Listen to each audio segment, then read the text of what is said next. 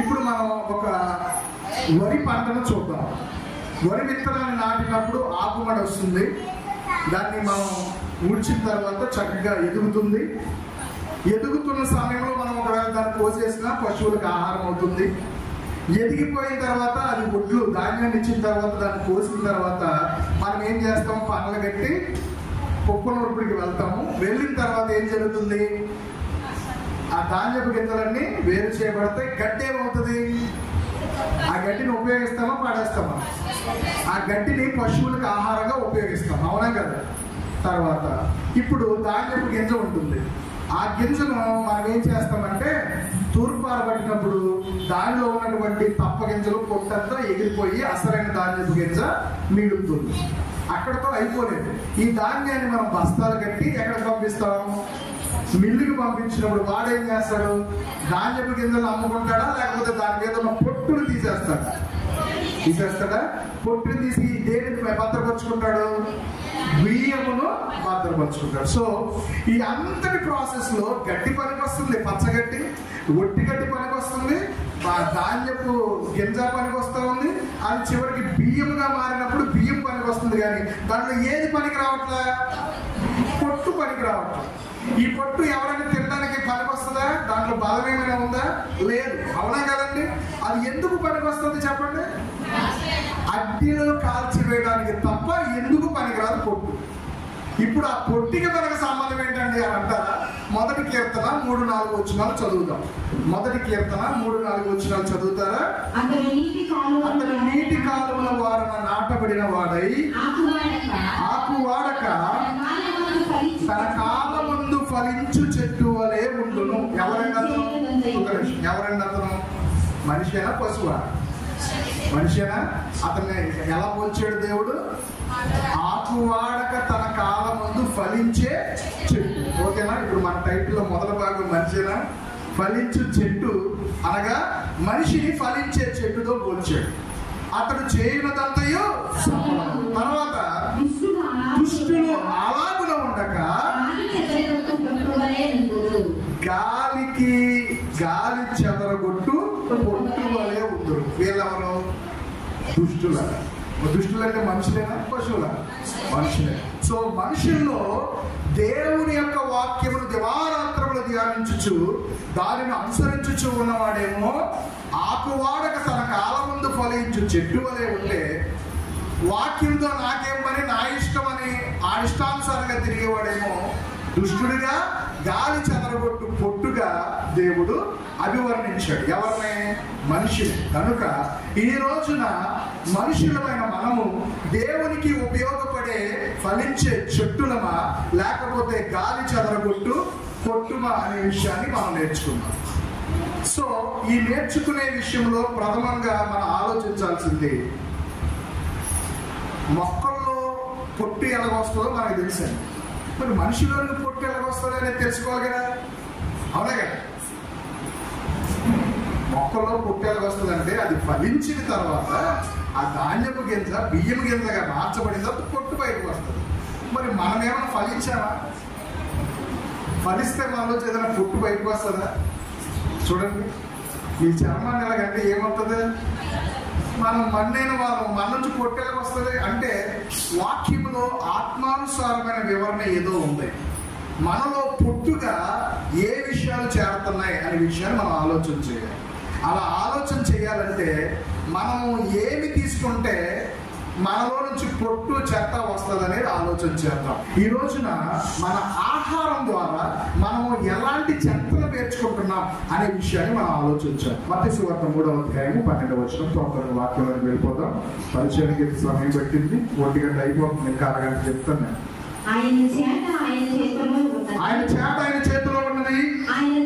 ఆయన తన కళ్ళమును బాగుగా శుభ్రమ చేసి గోధుమలను కొట్టులో పోసి ఆరని అగ్నితో పొట్టును కాల్చివేయనని. జాగ్రత్తగా వినండి.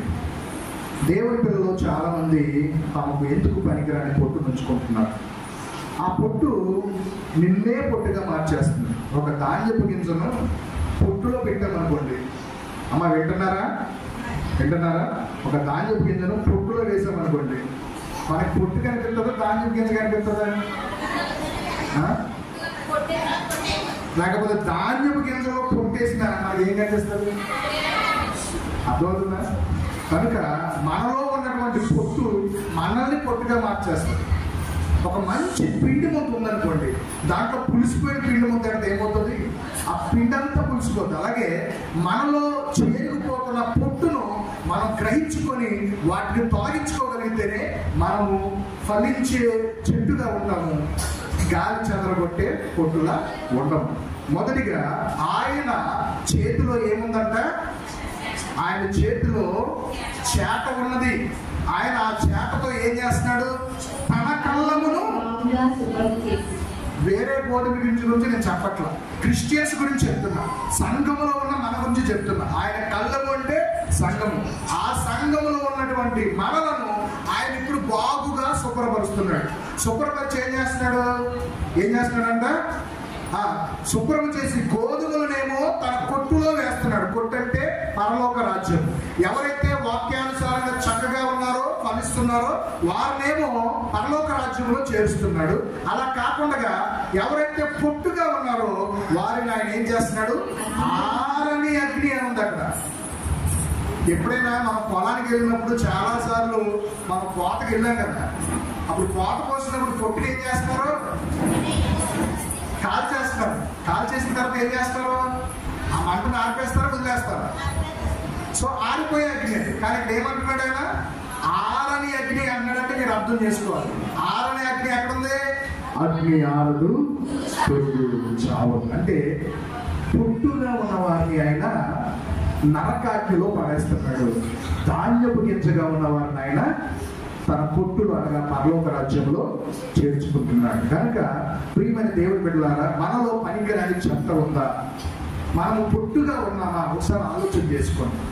ఆలోచన చేసుకున్న తర్వాత తెలుసో తెలియకో, నాకు చెప్పాను కదండి, డైలీ ఇల్లు తుడిచినా చెత్త వచ్చినట్లుగానే మనకి తెలుసో తెలియకో కొన్నిసార్లు మనకి మన ఒంటిలో ఈ పొట్టు చేరిపోతూ ఉంటుంది. కనుక దాన్ని మనం పరిశీలన చేసుకొని మన నుంచి తీసుకోవాలి. మొదటిగా ఈ పొట్టు మనలోనికి చేరడానికి గల కారణము, మొదటి అంశము ఈ రోజు చెప్తాను, అది మన ఆహారం. ఏంటండి? మన ఆహారం గురించి మనం మాట్లాడదాం. మనం తీసుకునే ఆహారం బట్టి మనలో కొన్ని అనవసరమైన పొట్టు చేరుతుంది, చెత్త చేరుతుంది. అదేంటో మనం చూద్దాం. చూడండి, మన ఆహారం ద్వారా మనం ఏ విధమైన చెత్తను బాడీలో చేర్చుకుంటున్నాము అనే విషయం గురించి మీకు చెప్తూ, మొదటిగా చూడండి, సామెతల గ్రంథం 23వ అధ్యాయం 20వ వచనంలో ఒక మంచి మాట ప్రభు రాయించాడు. అందరం తీసుకొని ఉన్నామా? సామెతలు 23:20 చదవండి. ఇప్పుడు ద్రాక్షరసము త్రాగువారితోనైనను, మాంసము హెచ్చుగా తినువారితోనైనను సహవాసం చేయవద్దు. తాగుబోతులు, పిండిబోతులు దరిద్రులు అవుతారు. నిద్రమత్తు చింపి గుడ్డలు ధరించడకు కారణం. వాక్యంలో చెప్తున్నాడు కదా ఆయన, హెచ్చుగా తినవద్దు. ఏమని చెప్తున్నాడు? మొదటి విషయం, మన ఆహారం ద్వారా మనలో చెత్త చేరుతుంది. ఆ చెత్త చేరడానికి మొదటి కారణం హెచ్చుగా తినడం కోసమే బ్రతకడం.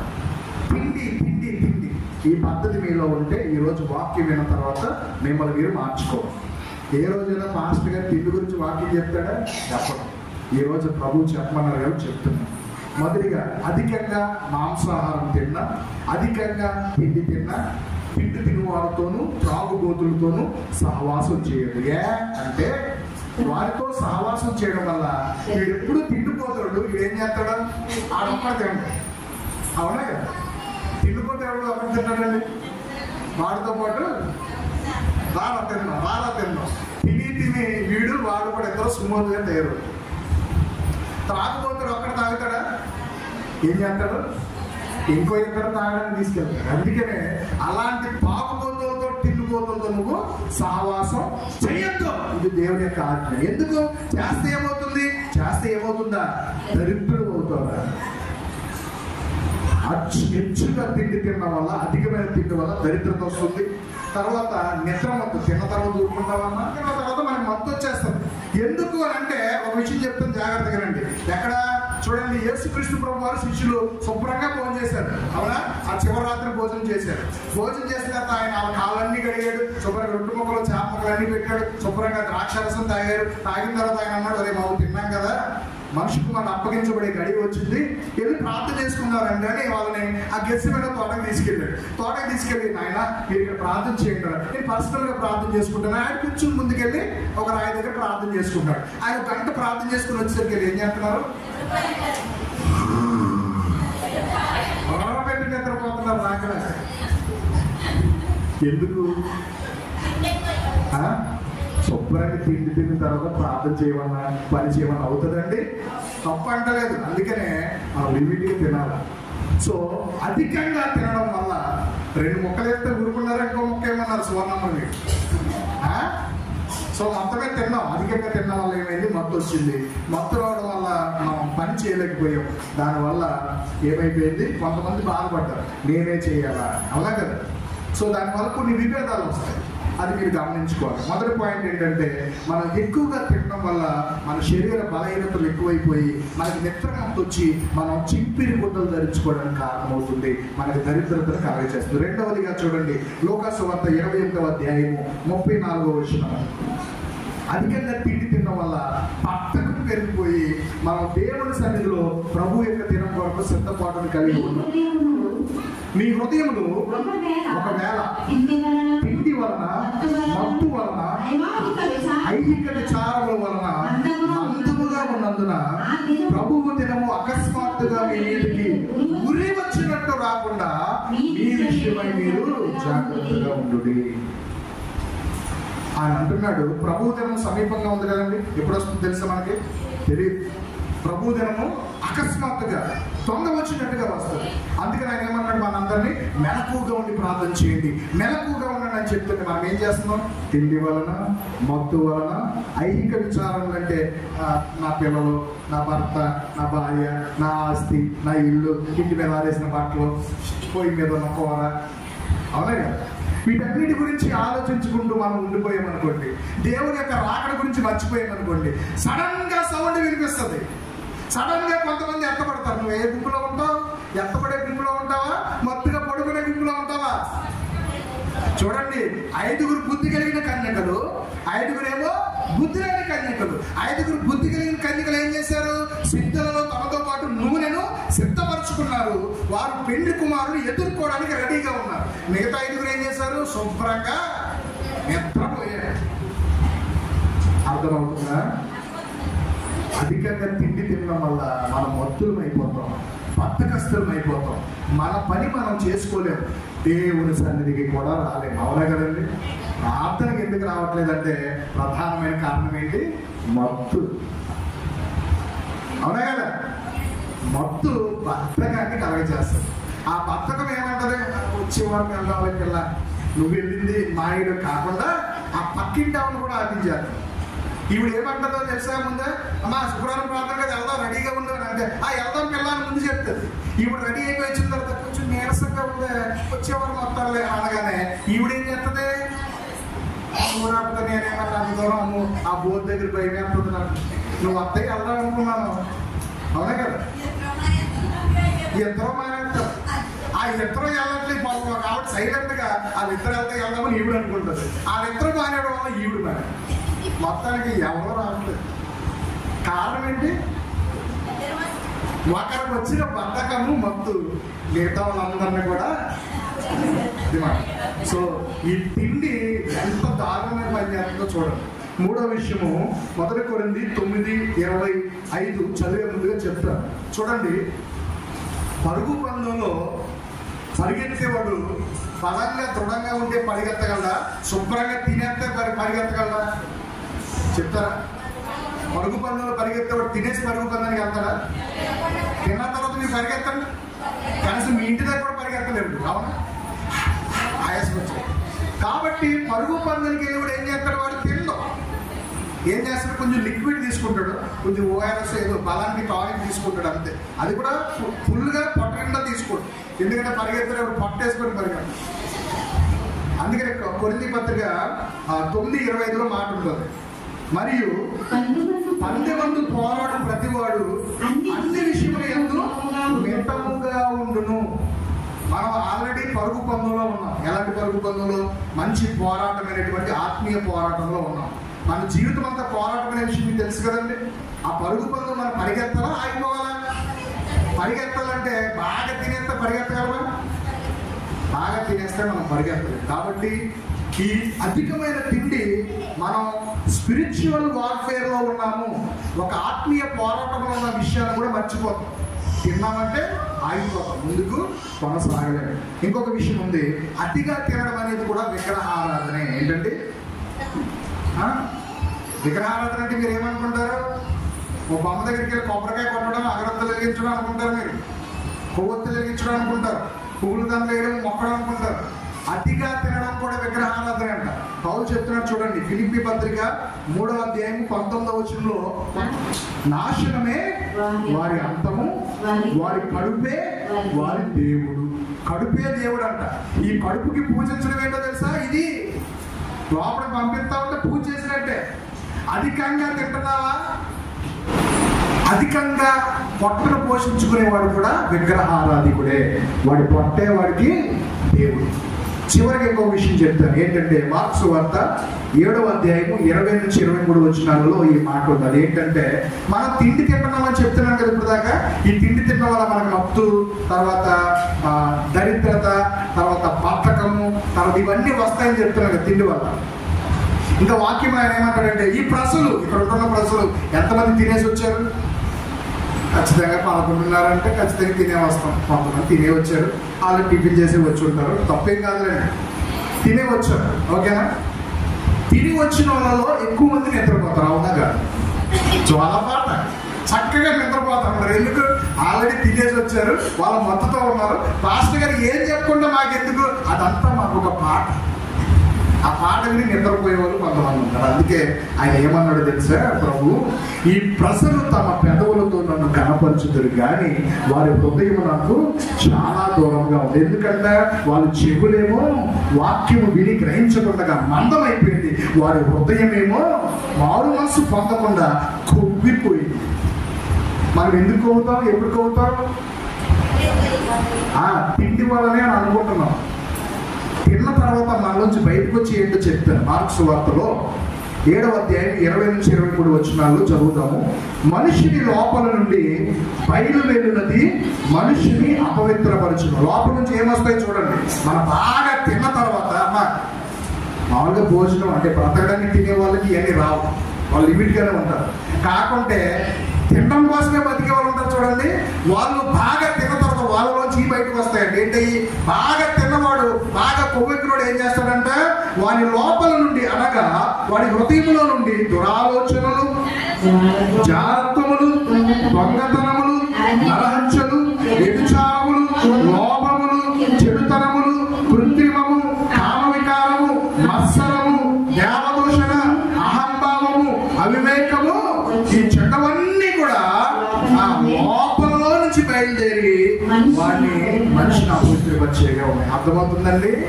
మీరు బాగా తిన్న వాళ్ళు ఇన్ని పడుతున్నాయి. మనం మత్తు ఒకటే అనుకుంటున్నాం. ఇవన్నీ లోపల నుంచి వస్తాయని చెప్పాడైనా. ఈ తిండి తిని మన హృదయం కొవ్వెక్కడం వల్ల ఇవన్నీ బయటకు వస్తున్నాయి.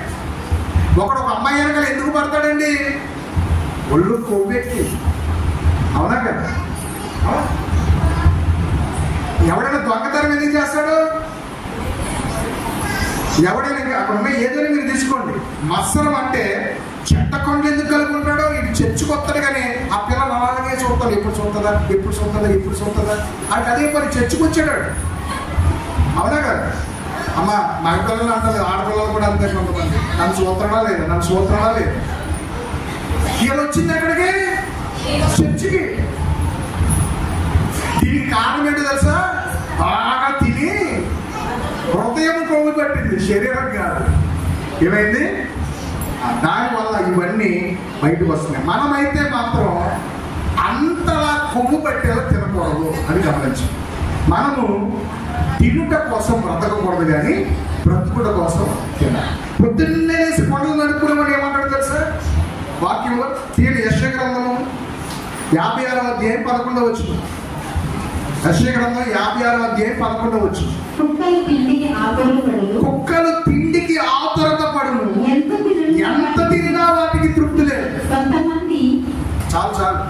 మా ఇంటికాడ ఒక మొక్క ఎట్టని తింది, తర్వాత పక్కింటికి వెళ్ళింది తింది, పక్కింటికి వెళ్ళింది తింది, ఇంకా భోజనాలు పెడుతున్నా ప్రతి ఆకు నాకు. మళ్ళీ సెంటర్కి వెళ్ళింది చికెన్ షాప్ దగ్గర పేగులు నాకు. ఇంకా తింటనే ఉంటుంది, ఎంతసేపు దొరికినా తింటనే ఉంటుంది, దానికి తృప్తి ఉండదు. అలాగే ఎప్పుడు పడితే అప్పుడు తిని తిని తిని ఏదో ఒకటి నోట్లో నవ్వుతానే ఉండేవాడిని దేవుని వాక్యం ఏమంటుంది? కుక్కతో పోలుస్తుంది.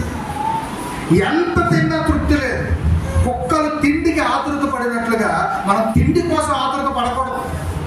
అలా ఎంతసేపే త్వరగా ఆగలేదు, ఒక 5 నిమిషాలు ఆగలేవా? నువ్వు మనిషివే కదా, అక్కడ వండేది కూడా మనిషే కదా, అది ఉడకాలి, అవునా, చల్లాలి, తినాలి కదా. అది పొయ్యి మీద తినేస్తావు. కొంతమంది వండుతున్నప్పుడే ఉడికింది ఒకటి ఉడకలేదా అని చెప్పేసి తినేవాళ్ళు ఉన్నారు. ఎందుకంటే మా మామ ఎంత వండిది సగం ఉడుకుతున్నప్పుడే తినేసి ఫస్ట్ నుంచి అలవాటు వాడికి. కొంతమంది అంతే, నేను కాదంటలేదు, అలాంటి ఒకప్పుడు మనం కూడా ఉన్నాం, అవునా కదండి. సో దీని వలన మనకి ఏమవుతుందంటే దరిద్రత వస్తుందనే విషయాన్ని మనం తెలుసుకోవాలి, బద్ధకం పెరిగిపోతుందనే విషయం మనం తెలుసుకోవాలి, మన పనులు మనం చేసుకునే స్థితిలోకి మనం వెళ్ళిపోతామని తెలుసుకోవాలి. తర్వాత మన హృదయం కొవ్వుపోయి లేనిపోని అన్ని మనలోంచి బయటకు వచ్చి మన క్యారెక్టర్నే పాడు చేస్తుంది అధికంగా తిండి తినడం వలన. ఇప్పుడు ఇంతలో సార్ చెప్పాను కదా, కోటి విద్యలు కూటి కొరకే. ఒకడు అనుకున్నాడంట, సరే ఎంత సంపాదించినా కూటి కొరకే కదని చెప్పేసి నేను ఒక 100 సంవత్సరాలు బ్రతుకుతాను. ఏంటి, ఒక 100 సంవత్సరాలు బ్రతుకుతాను కనుక ఏం చేయాలి? రోజుకొచ్చి నాకు పొద్దున్న, మధ్యాహ్నం, సాయంకాలం, రాత్రికి డిన్నర్ ఎంత ఖర్చు అవుతుంది, ఇది కావాలి. ఒక రోజుకొచ్చి నాకు ఖర్చు ఎంత, నెలకొచ్చి ఎంత, నేను 100 సంవత్సరాలు బ్రతుకుతాను డివైడెడ్ బై చేసుకుని 100 సంవత్సరాలకు తగినంతా కూర్చుకున్నాడు. అర్థమవుతుందండి? 100 సంవత్సరాలను బ్రతికితే నాకు కావాల్సింది ఇది అని అన్ని సమకూర్చుకున్నాడు. హాస్పిటల్లో మెడిసిన్స్, మందులు అన్ని సమకూర్చేసుకొని ఆడిల్లు సరిపోకపోతే మళ్ళా గొడవన్స్ కట్టించుకొని అన్నింటిలో పేర్ చేసాడు. ఏ రోజు ఆ రోజు ప్యాక్ చేసేసి డేట్లు వేసేసుకొని ఉంచేసుకొని ఇంటి ముందు టేబుల్ వేసుకొని కూర్చున్నాడు. కూర్చొని అంటున్నాడు, వాడి ప్రాణంతో నా ప్రాణమా, అనేక సంవత్సరాల వరకు విస్తారమైన ఆస్తిని నీకు సమకూర్చేశాను, తిను, బాగు, సుఖించు, సంతోషించు అని చెప్పుకుంటున్నాడు. ఈ తిండి వల్ల అతనికి ఏమొస్తుంది? తినడం, త్రాగడం. ఆ పని అదే. మనం బ్రతకాలంటే తినాలి, త్రాగాలని చెప్పుకునే వారికి ఈ రోజు ఈ వాక్యం చెప్పపెట్టు. తినడానికి, త్రాగడానికి కాదు మనం బ్రతుకున్నది, బ్రతకడం కోసం తిని త్రాగలం. వీడేం చేశాడు? అలాగే అనుకున్నాడు, తినడము త్రాగడమే కదని అనేక సంవత్సరాలకు కూర్చుకుని నా ప్రాణమా తినుము, త్రాగుము, సుఖించుము అంటే ఆ రాత్రి కూడా శుభ్రంగా తిని పడుకునేటప్పుడు నాకు ఇలాగే ఒక కళ వచ్చింది. మరి దేవుడా, ఈ రాత్రి నువ్వు అవుట్ అయిపోతున్నావా? ఈ దాసిందంతా ఎవరు తింటాడు అని అడిగాడు దేవుడు. ఏమడిగాడు? ఒరే వెర్రివాడా, ఈ రాత్రి నీ ప్రాణములు అడుగుతున్నాను, ఈ రాత్రి నువ్వు పోతావు, అయిపోయింది నీ టైం. నువ్వు దాచిపెట్టావు కదా 2150వ సంవత్సరం ఆగస్టు 15వ తారీఖు దాకా. ఆ రోజున ఎవరు తింటాడు? రేపటి గురించి ఆలోచించొద్దు, గడిచిపోయిన దినం గురించి కూడా ఆలోచించొద్దు. ఈ రోజున ప్రభు నీకు ఇచ్చిన దాంతో సంతృప్తి కలిగి దేవునికి స్తోత్రం. ఆయన సెలవిస్తున్నటువంటి ఒక విషయాన్ని, కొంతమంది ఎంత తిన్నా వాళ్ళకి ఆకలి తీరదు, కొంతమంది కొంచెం తిన్నా సంతృప్తిగా ఉంటారు. దేవుని వాక్యం ఏం చేస్తుందో తెలుసా? నీతిమంతుడు ఆకలి తీరా భోజనం చేసి తృప్తిని పొందుకుంటాడు. దేవునికి స్తోత్రం. హల్లెలూయా. ఎవడంట? నీతిమంతుడు. నీతిమంతుడు అంటే ఎవడు?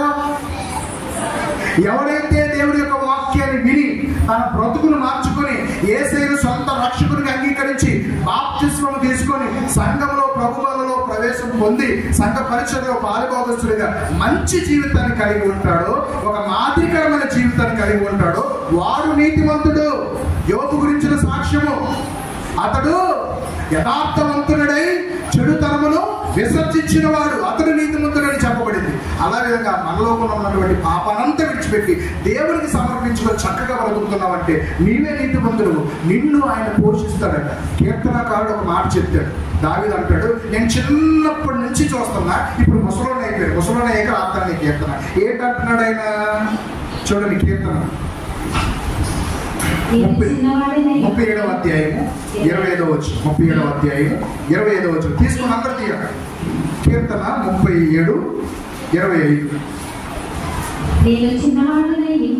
నేను చిన్నవాడిన ఇంటిని ఇప్పుడు ముసలివాడిని అయిపోయాను, అయినా నీతిమంతులు విడవబడుట గాని వారి సంతానం భిక్షమెత్తుట గాని నేను చూడలేదు. ఎందుకు చెప్పారండి? నీవు నీతిమంతుడు అయితే, నీవు నీతిమంతురాలుగా బ్రతికితే దేవుడు నీకు కావలసిన ఆహారాన్ని సమృద్ధిగా ఇస్తాడు. నిన్నే కాకుండా నీ పిల్లలు కూడా ఎవరు కూడా ఆహారం లేక రోడ్డు పక్కన భిక్షమెత్తుకోవడం కానీ ఏది అడుక్కోకుండా కావాల్సినంత సమృద్ధిగా దేవుడు. నీతిమంతుడు విడవబడుడు కానీ వారి సంతానం భిక్షమెత్తుకున్నాడు కానీ ఆయన చూడలేదట. నీతిమంతుడు కొంచెం తిన్నా తృప్తిగా ఉండేలా దేవుడు అతనికి సహాయం దయచేస్తాడు. ఎంత డబ్బున్నా తినడానికి లేదు, తాగడానికి లేదు, మనశ్శాంతి లేదు, నెమ్మది లేదు. ప్రియమైన దేవుడు కనుక మనం గమనించాల్సిన విషయం ఏంటంటే, ఏ ఆహార పదార్థాలు అయితే తింటే మనం హృదయం కొవ్వెక్కిపోయి మనలో నుంచి పొట్టు పేరుకుపోతా ఉందో, ఆ పొట్టు నీలో నుంచి నువ్వు తీయకపోతే నీవు కూడా గాలి చెదరగొట్టే పొట్టు వలే ఉంటావు, ఆరని అగ్గితో కాల్చిపోయే పొట్టు వలే ఉంటావు అనే విషయము సత్యము. ఈ పొట్టు నీలో ఉండకూడదంటే అధికమైన ఆహారం తినడం మానివే. ఆ తిండిపోతులతో త్రాగుపోతులతో సహవాసం చేయడం మానివే. ఈ రోజు ఒక తీర్మానం తీసుకో. ఆ తిండి మానివేసి వాక్యంలో చెప్పబోయే 3 తిండ్లు ఉన్నాయి. ఆ తిండ్లు తిండి. మొదటి తిండి యెహెజ్కేలు గ్రంథము 3వ అధ్యాయము 3వ వచనం చదువుదాం. మనం తినాల్సినటువంటి ఆహార పదార్థాలు 3 ఉన్నాయి. 3 చెప్తున్నా.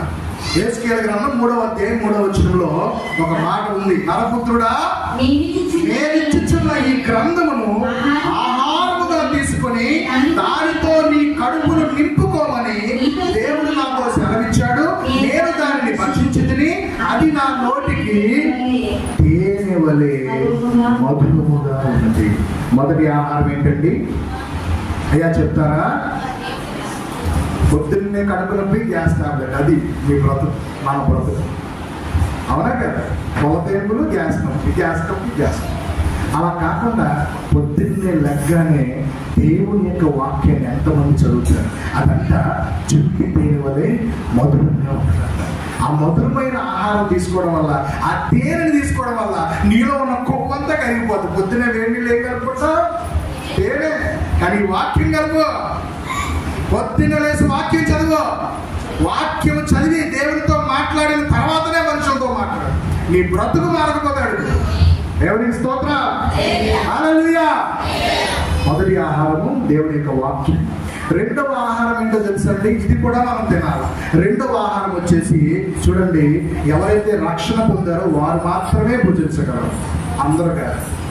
రక్షణ పొందినా పొందకపోయినా బైబిల్ చదవగలమేమో కానీ రక్షణ పొందిన వాడు మాత్రమే ఈ ఆహారాన్ని పూజించగలడు. అదే ఆయన యొక్క శరీరము, ఆయన యొక్క రక్తము. చూడండి ఎక్కడ యోహాను సువార్త 6వ అధ్యాయం 50-51 వచనాలు. దీనిని తినివాడు చావకుండానట్లు పరలోకము నుండి దిగి వచ్చిన జీవాహారమును నేనే. ఎవడైనా ఈ ఆహారము భుజించితేనే వాడు ఎల్లప్పుడూ జీవించును. మరియు నేను ఇచ్చే ఆహారము లోకములకు జీవ కొరకైన నా శరీరమే నీతో నిశ్చయంగా చెప్పుచున్నాను. దేవునికి స్తోత్రం. ఏ ఆహారం భుజించాలి? రెండవదిగా కొంతమంది మొదటి ఆదివారం అంతా సరిపోతుంది అనుకుంటున్నారు. దేవుని సంఘంలో ప్రతి ఆదివారము మనం కూడుకున్నప్పుడల్లా ప్రభు బలనివ్వాలి. కుదిరితే నువ్వు ప్రతి ఆదివారం వచ్చి ఆ జీవాహారాన్ని పుచ్చుకోవాలి. నీ ఇంటికి వచ్చేది ఎవరో, నీకు షాపులో అమ్మేది కాదు. సహవాసంతో, ప్రార్థనతో, ఒప్పుకోలుతో యోగ్యముగా పరీక్షించుకున్న తర్వాత మనం భుజించాల్సినటువంటి జీవాహారము ప్రభు యొక్క శరీరము, రక్తం. ఆ ఆహారాన్ని మనము ఖచ్చితంగా భుజించాలి. 3వ ఆహారము యోహాను సువార్త 4వ అధ్యాయము 34వ వచనము. 3వ ఆహారము యోహాను సువార్త 4వ అధ్యాయము 34వ వచనంలో ఆయన అంటున్నాడు, యేసుక్రీస్తు ప్రభు వారి మాట, యేసు వారిని చూచి నన్ను పంపిన వారి చిత్తము నెరవేర్చుటయే, ఆయన పనిని తుదముట్టించుటయే నాకు ఆహారం అయి ఉన్నది. 3వ ఆహారం ఏంటండి? దేవుని చిత్తము చేయుట. చెప్తారా? దేవుని చిత్తమును చేయుట. మొదటి ఆహారము వాక్యాహారం. అది జుంటి తేనె కంటే మధురమైన ఆహారం. అది తినండి. మీలో గ్యాస్ ఉండదు, ఎలాంటి పుల్లు ఏమీ ఉండదు. అది చక్కగా నీలో ఇముడ్చుకొని పోయి నీ హృదయంలో మార్పును కలగజేస్తుంది. రెండవదిగా ప్రతి ఆదివారం దేవుని మందిరానికి వచ్చి ఆయన జీవాహారాన్ని భుజించు. అది నిన్ను పరలోక రాజ్యానికి దగ్గర చేస్తుంది. అంత్యదినమున నిన్ను లేపుతుంది. ఆ ఆహారం ఎవరు కాదు, ప్రభు అయిన యేసుక్రీస్తే. మూడవ ఆహారము ఆయన పని చేయడం, ఆయన చిత్తము చేయడం. ఆయన చిత్తం చేయడం అంటే ఏంటో తెలుసండి? ఎలాంటి పాపం నీకు అంటుకోకుండా నీ గతమును పరిశుద్ధంగా చూసుకోవడమే, పరిశుద్ధులుగా జీవించడం ఆయన చిత్తం.